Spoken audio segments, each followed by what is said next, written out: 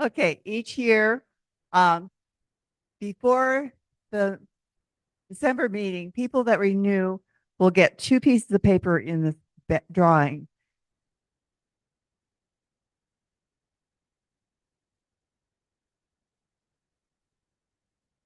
See if that makes a difference. Yep. Okay. Be, from then until December 15th, those that renew get 1 piece. I have close to 400 pieces of paper in this bag right now. And what I'm going to draw for is two $25 gift cards to Applebee's. And if the person isn't here, I will mail it to them.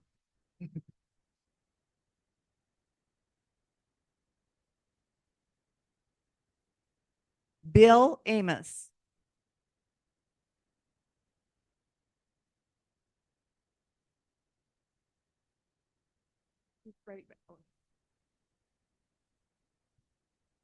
John, you want to pull it out? Pulling a number.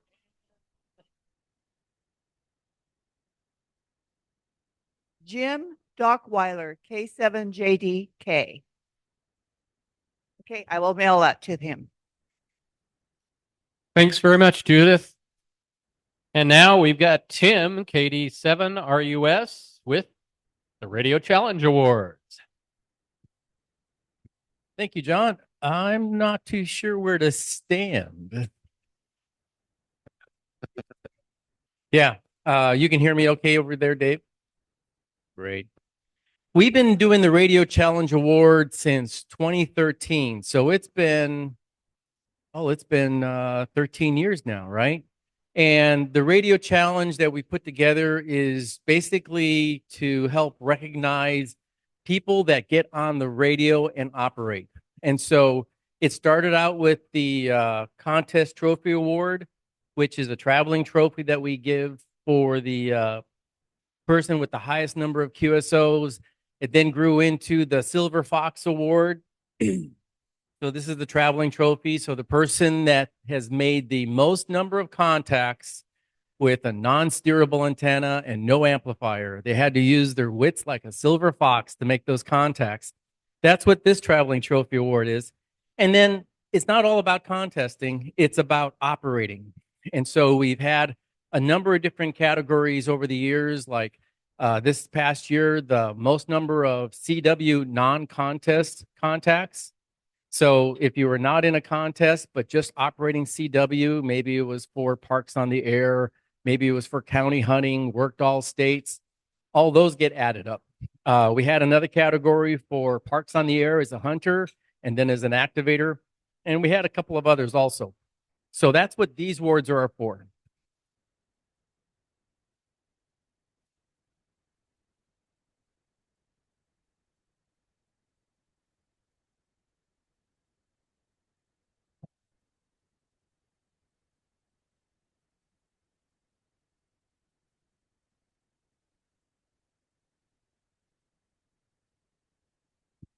So the first award for the radio challenge is the highest number of weak signal QSOs. And for those that aren't familiar, weak signals is like operating with FT4 or FT8. And this year's recipient is the same as last year's, and it's Bernd Peters, KB7AK.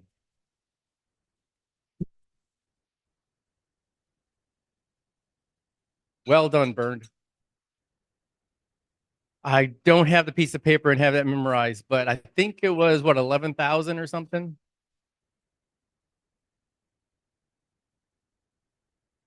We had a new category, and this was for working special event stations. And it was not just working how many stations, but how many special events. If anybody ever looked in QST magazine, there's probably what, 15 special events every month. So it's just another way to operate. And I tell you what, since we have our own special event, right? We run the Lewis and Clark Trail on the Air special event every year. They mean something more to me now. So we decided to have another category for that. And so this year's winner of the highest number of special event participation goes to Wayne Schuler, AI9Q.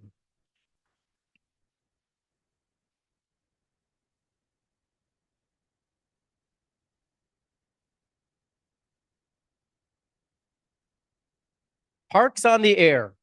Parks on the Air, if you haven't been played with Parks on the Air, what a wonderful activity. This started back when we were helping to celebrate the 100 years of the National Park System, and some amateur radio operators, some volunteers got together and said, this was so much fun, we should do this all the time.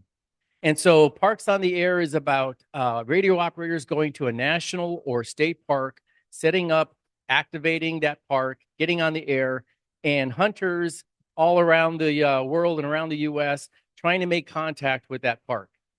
And so we have two awards. One is for the hunter and one is for the activator.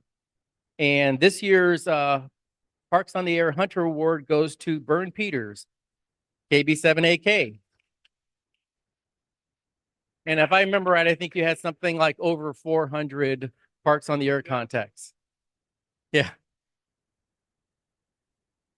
Now, there's also the activator. The activator is the person that goes out to the parks and actually sets up a radio antenna and operates from that park for a period of time.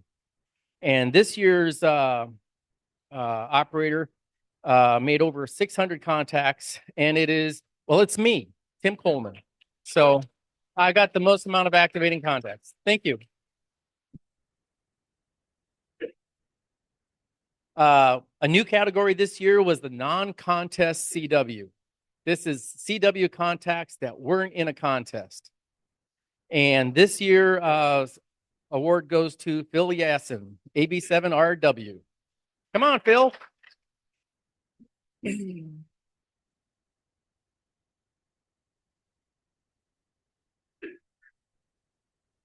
Okay.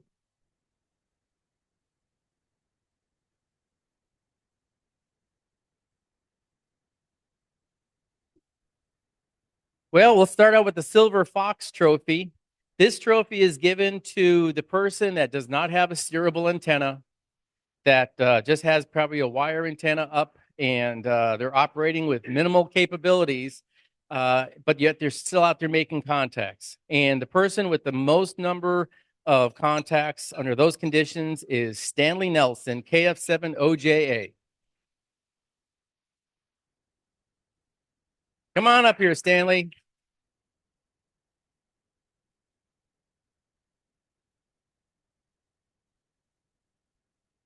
And we all know Stanley, I think you operate out of your garage, don't you?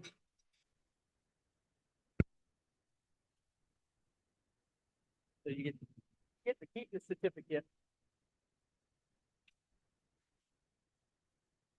And you get to hold on to this trophy for 1 year. We'll need it back next year.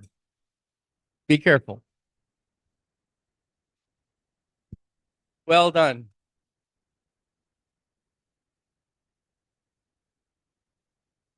Now, the last one is the contest club trophy, and this is for the highest number of contacts, no matter if it's high power or low power, the highest number of contacts working contests. And this year, the trophy goes to Dave Churba, WZAT.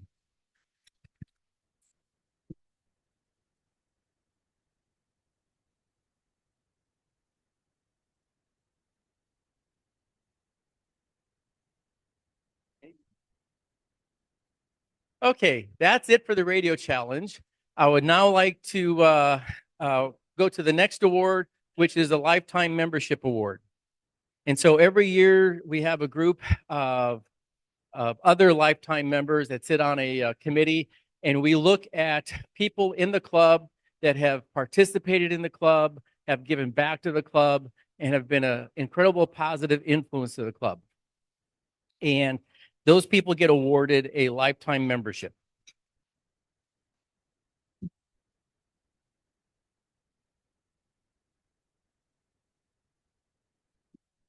This year, the honorary lifetime memberships are awarded to Al Louie, K7ABL, and Barbara Louie, K7BJL.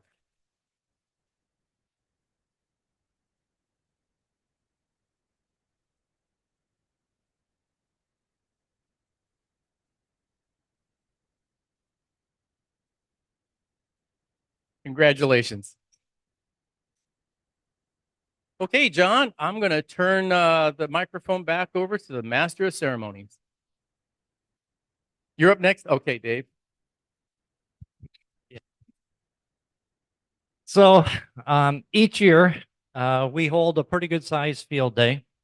And I'm trying to make sure I don't forget things this year like I did last year. Okay, so as many of you know, our field day score got omitted from QST because of a technical screw up when we did the submission.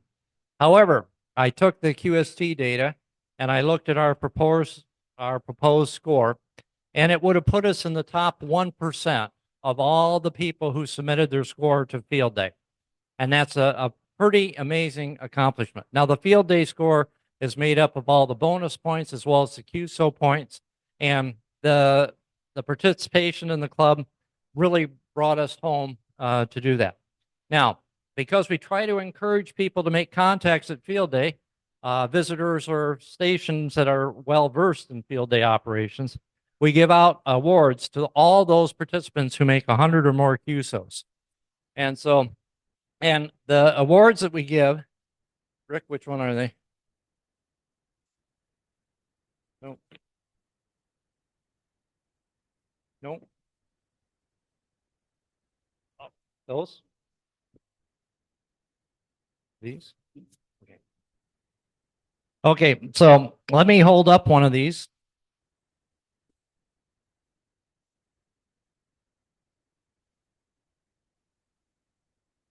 So the awards come with a place for 3 tags. So each year that you get 100 QSOs or more, you can add a tag.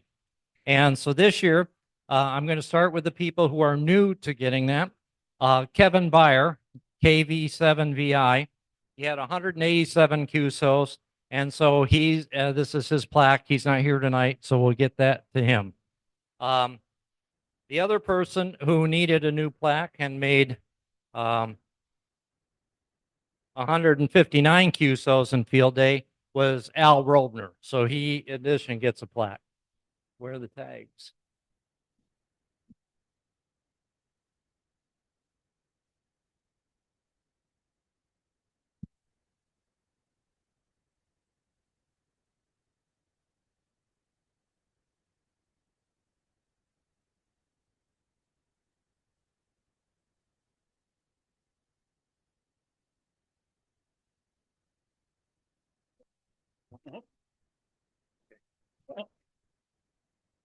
All right. Now, we've been using the same place to do these for a long time. And they believe in just in time getting stuff done. And so when we went to pick them up, they had done them all but the field day plaque. So there may have been a little confusion. The following people made 100 QSOs, and they get one of those little tags that have the year on it. Jason had a 210 K7 BPM. Go ahead, stand up, Jason. Tom Summers, who's not here tonight, WU8T. Ah, we have tags. They were hiding. So Jason. Give one to Jason. Now the Marilyn also gets a tag, AF7MM. She had 161. Tom Summers, who's not here tonight, WU8T, had 172. Tim Coleman gets a tag at 112. That's probably Tim's smallest total at field day that I can ever remember. So he does have an excuse, something about a flight getting home midnight the night before field day. I guess I will take that. And John, our master of ceremonies, is in at 111. So he gets a tag for his plaque as well. Okay, John. Marilyn Melhorn. I have the privilege of giving out the Extra Mile Award. The Extra Mile Award is one of the main awards that we give out and is received by somebody that has already gotten the Sparky Sherman and the Lloyd Stromgren Award. And they also demonstrate a long-term positive leadership example. And this year, that award I'm thrilled to give to is Gary Takis, K7GJT.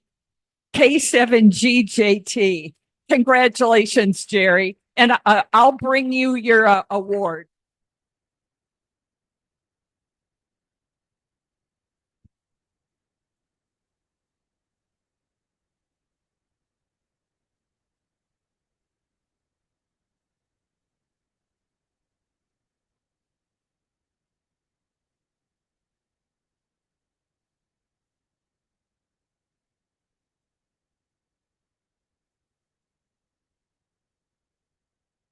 All right. So this club tries to recognize all the people who participate in activities each year.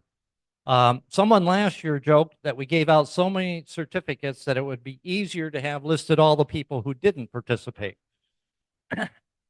And that same person also joked about we would get home by midnight if we didn't pass them all out at the exhibit. So we're taking a page out of the ARRL's playbook.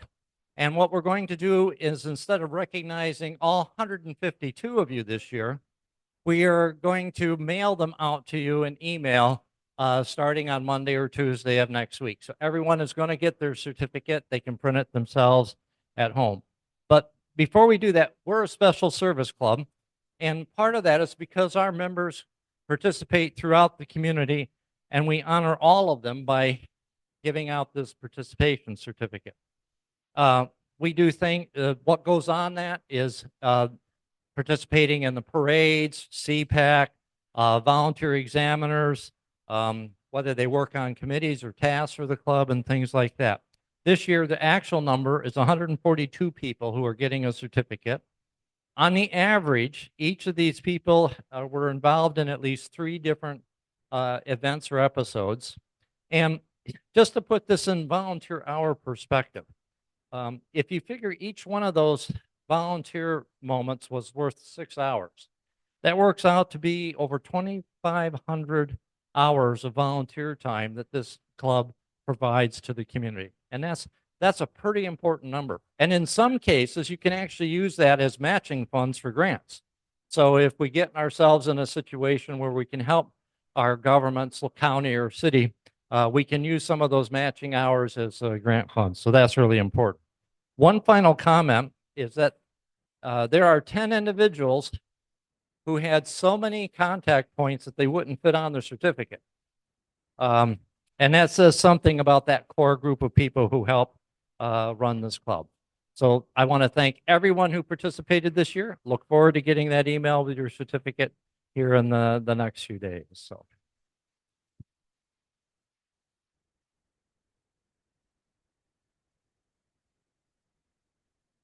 Which one? Last year, I was honored to receive the Sparky Sherman Award. Sparky Sherman Award is for people who do community service within our community. It was established in 1982 by Sparky Sherman, Whiskey 7 Echo Echo Alpha. And it was designed to recognize people in our community that do good work, both civically as well as through our ham radio thing. This individual has been consistently involved in our public service events, and in several instances, assisting with the planning and management of the events. They have been involved with the digital group, the Aries CERT, and the W7 Bureau. This individual lives in an HOA. Many of us are constantly amazed at all the DX stations that he manages to work with small antennas and 100 watts. I would like to honor Vern Peterson with the Sparky Sherman Award.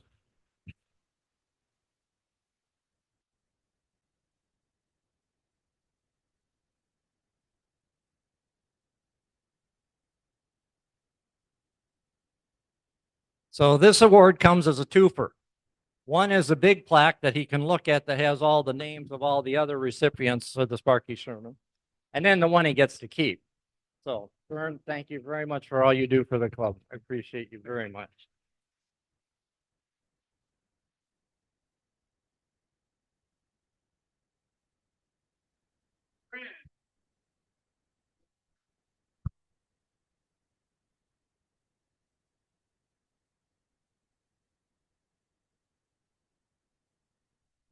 For those of you who don't know me, I'm Mike Brand, W7ZTI, and I'm one of your directors. I got that job last year at this very meeting. Seems like we were short of having people stick their hand up and wanted to be a director. And I stuck my hand up along with a couple other gentlemen, and that's how we filled that last year. There were some people sitting behind me and said, well, somebody will do it. So what I become was a somebody. I'm a somebody. This whole group are somebodies. Almost everybody in here has stuck their hand up or volunteered and said, I'm going to make this club better. We're going to make this work. So you're looking at a somebody. Now, I've been asked to give a reward for leadership to this group of people. And how do you pick a leader? Well, I learned when I was a kid, years ago. A friend of mine, his uncle, or his grandfather, used to backpack for the Forest Service. Back then, they didn't have ATVs or anything. It was all done by horses and mules. And we were going to up and pack into this area. And so I was helping him get everything going on the pack mules. And I got behind this mule and started shoving, and I was not having a whole lot of success. That didn't work real well. So I went around front, had a meaningful conversation with this mule, which didn't help a lot either. So Grandpa come over and he says, I'm going to teach you something. And he come over with a couple of carrots, and he petted her, and he was gentle with her. And he says, come on, old girl. He says, we got some work to do here. We're going to do this. And he said, did you learn anything? And I said, well, yeah, don't mess with a mule. And he says, no, no, no. He says, if you really stop and think of it, people are a whole lot like mules sometimes. If you get behind them and try to push them to do something that they don't want to do, they're going to sit down. If you go up there and get in their face, that's not going to work real well either. But if you have the God-given talent or you work at it and you can get a couple of carrots that they can understand and they want to do it, all of a sudden you are a leader. And there are people that come to this naturally, and there are people that have to work for it. Tonight, I'm going to give the award to a guy that he hates these. If it's got a microphone and an antenna, he loves to talk, but he is not real crazy about it. Brian, come on up here. This year's award is for Brian. And trust me, he is a leader. This guy has stepped up. He has stepped way out of his comfort zone and said, I'm going to help make this club better. And he has. And he has motivated a whole lot of people, including me. So I want you to congratulate this guy. Thank you.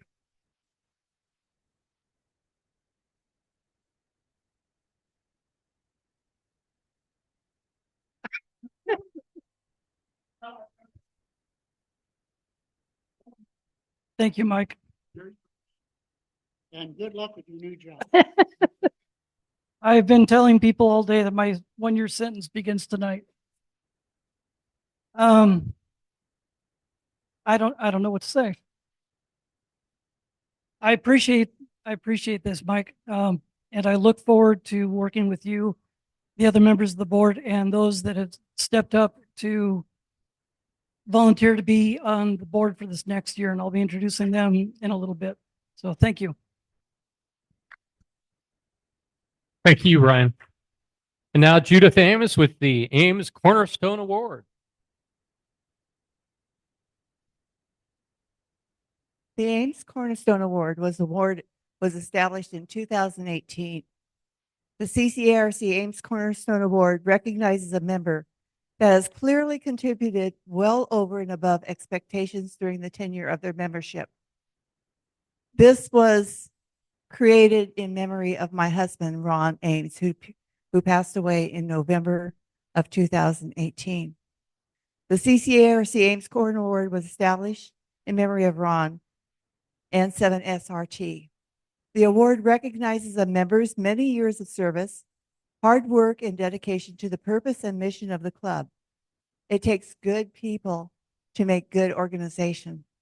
Ron Ames and the recipients of this award exemplify this in establishing the foundation for CCARC. The mandatory requirements: membership of minimum of 20 years or 2 decades, consistent participation in a variety of club activities over the long term. This person has held 2 or more offices officer, director, or other key leadership positions with integrity. Strong advocate for the club and its purpose, demonstrated superior leadership, and active in one or more other volunteer community service groups. The past recipients have been, first of all, my husband, Ron, in 2018, Wayne Schuler, AI9Q in 2019, Barbara Yassen, AC7UH in 2020, myself, N7SRS, and Dave Emister, WB7ESV in 2021, Philip Yassen, AB7RW in 2022, Rick Smith, KT7G in 2023, and Delvin Button, NS7U in 2024.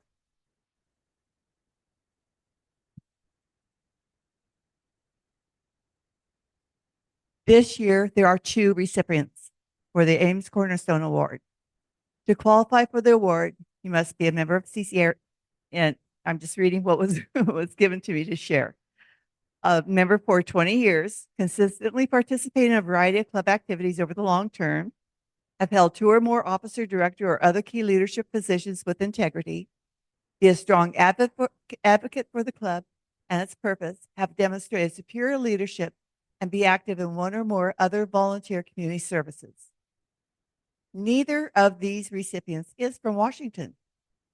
Both have been married to hams. Both recipients have been club board members or board directors. Both have received the Sparky Sherman Community Service Award. One of them received the club's Ham of the Year Award. Both recipients have participated in the club campouts. Both recipients have participated in the club's public service events. One of them planned communication support for the events. One has participated in the Two Rivers YLNet. One of our recipients was the club president. Both participants attend Ham Fest for business and pleasure. One of our recipients sponsored a prize that was awarded at the banquet for a few years. One of our recipients did club sales of shirts and jackets prior to 2005. It's my pleasure to award the 2026 Ames Cornerstone Award to Laura Gaunt and Mark Gaunt.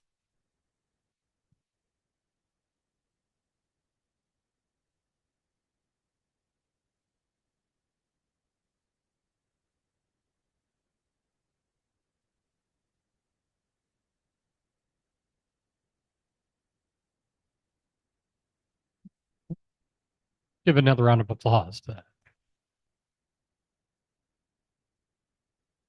And now we've got Dave Churba with the Sparky Sherman Community Service winner.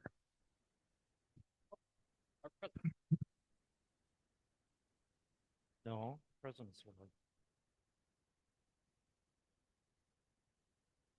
Dave is going to do that. I have a President's Award too. Which one is it?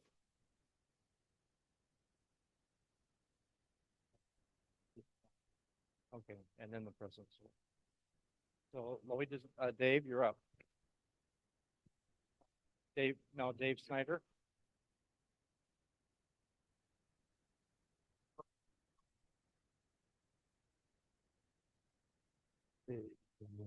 Sit here. That's what I'm doing, right? I'm doing that one first. Okay, this award, the Lloyd Stromgren Award, is sometimes called the Ham of the Year, Radio Operator of the Year Award. Was established in 1986 to honor the person who typifies the amateur radio operator of the year. It's difficult to measure as so many people are doing so many varied things in the hobby, and there's many ways to be a ham radio operator. Lloyd Stromgren was a U.S. Army colonel who first came to Vancouver as officer in charge of the Vancouver barracks, and upon retirement was very active in city and civic affairs. As the mayor of Vancouver in 1972, he got interested in ham radio, got licensed as November 7 BEY, and was very active in our club's activities. He was president of the CCARC and an area governor of Toastmasters, and was a cartographer by specialty, and he served many years on the Clark County Planning Commission.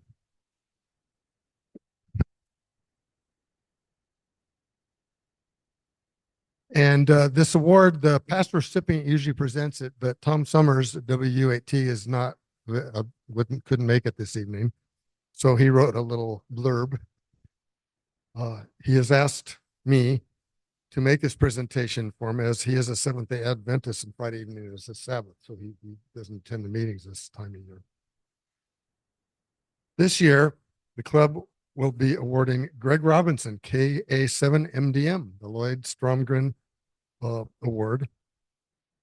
He is an advisor. Greg is an advisor for the CW Ops CW Academy, and Tom has worked him many times in CWTs and has been mentored. He mentored Tom in the CW a lot. And Tom attests that his CW skills are superb, and reminisces about how he met Greg on field day one time and followed him on 40 meters CW on a Saturday evening. And remember that Greg did very well that night and inspired Tom to work real hard on his CW skills. And he highly recommends Greg as an advisor if you're interested in your CW. So he's a great mentor, and Tom really appreciated it and congratulates Greg on his award for 2025. And this is a twofer also. I don't think Greg is here this evening. No. He gets to keep this plaque. And then there's the big plaque here with the names of all the recipients like the other one. It's a nice big plaque he gets to keep for a year. Anyway, congratulations to Greg, K7MDM.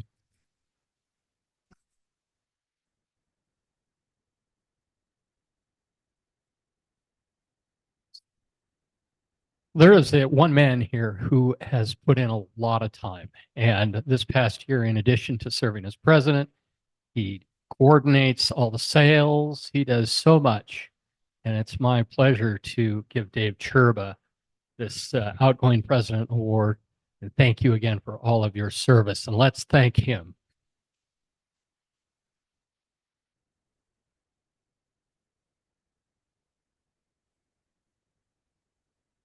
Each year, the president is allowed to give out what's called the President's Award. I want to make a point that I could have given out 20 of these this year and still not really scraped the barrel much, because there are so many people in this club that do so much. So what I've tried to do is to identify someone who's always there, always helping, always doing things, but you don't notice them. He was very instrumental in helping get our new accounting system put together with Wendy. He helped with field day, where the rest of you people were, getting a good night's sleep.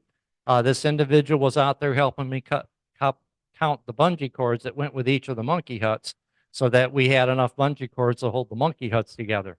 The same individual has gone and helped me pick up estates and donated to the club.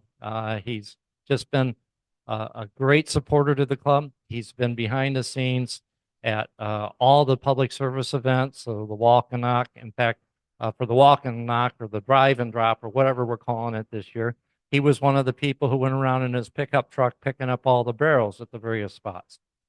He doesn't happen to be here this evening, but I want to present the President's Award to Gary Gerhardt, K7BSO, who's been behind so much of our efforts. So.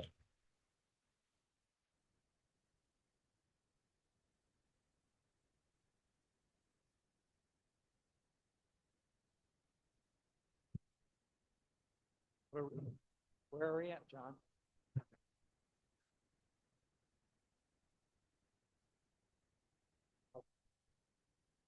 All right.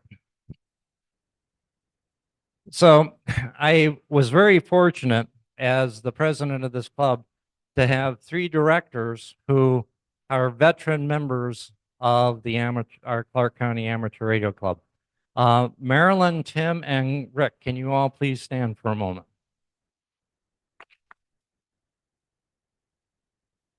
These are our three outgoing board members, and they've been very instrumental over the years. Among them, the board members have been not only board members, but they've been president, vice president, technical director. They've held a whole lot of jobs throughout the club. And one other thing I would like to say is we have been very drama-free for the presidentship. And I want to thank everybody in the club for that, because drama-free is really good. We like that. Thank you all the outgoing directors and the three incoming directors. Randy's on Zoom. He's in Arizona enjoying the nice warm weather. And can I have Dave Snyder stand, who's coming in? Okay.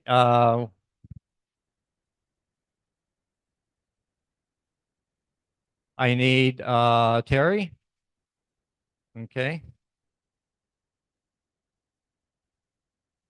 And so these are our three new incoming directors. And just for a moment, I'd like the existing directors to stand, Steve and Neil and Mike. So this is our outgoing, this is our incoming board, as well as our outgoing board. And I'll let Brian take care of the incoming board in a moment. So we got to thank everyone for doing that. And I have one final thing to do here, because Brian's coming up next, right?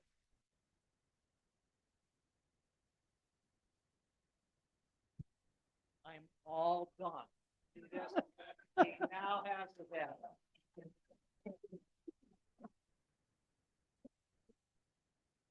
And I'll use that just as much as Dave did. First off, the directors that are leaving, I will miss you. I know how much work the three of you done sitting in on the board meetings and listening to all of the various aspects of this club that you guys have taken care of. I've appreciated it. Dave appreciates it. The club appreciates it, whether they know it or not. So thank you again. The three new directors that are coming in, I appreciate you stepping up. This will be a little bit of a different role for me. In my profession, I'm used to being in charge of big projects, having a lot of people work under me. This will be something similar to that. I'm hoping that whatever I forget, lose, drop, I'll have my board will be there to pick up the pieces. So I appreciate the volunteers coming in. Jason, especially, I appreciate you coming in as vice president. It's a big job. You're up to it, and you have some good plans. There's going to be a lot of good presentations that Jason's already putting together, and I honestly really appreciate you coming in. So I look forward to this coming year, working with all of you. This is, as has been mentioned, this is a service club. It isn't a social club. So our primary focus is service.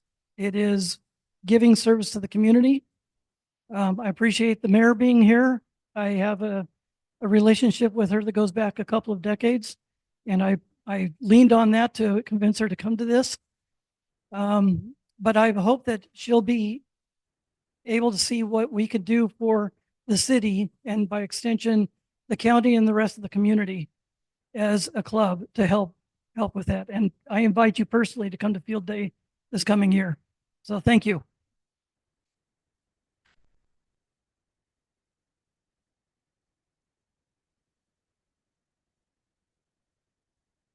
Oh, darn, that means I have to play with the mics more. The weekly breakfast that we have is a way to, here I already said that we aren't a social club, but here we have a social opportunity. Those that routinely attend the breakfast, I understand it's a fun time.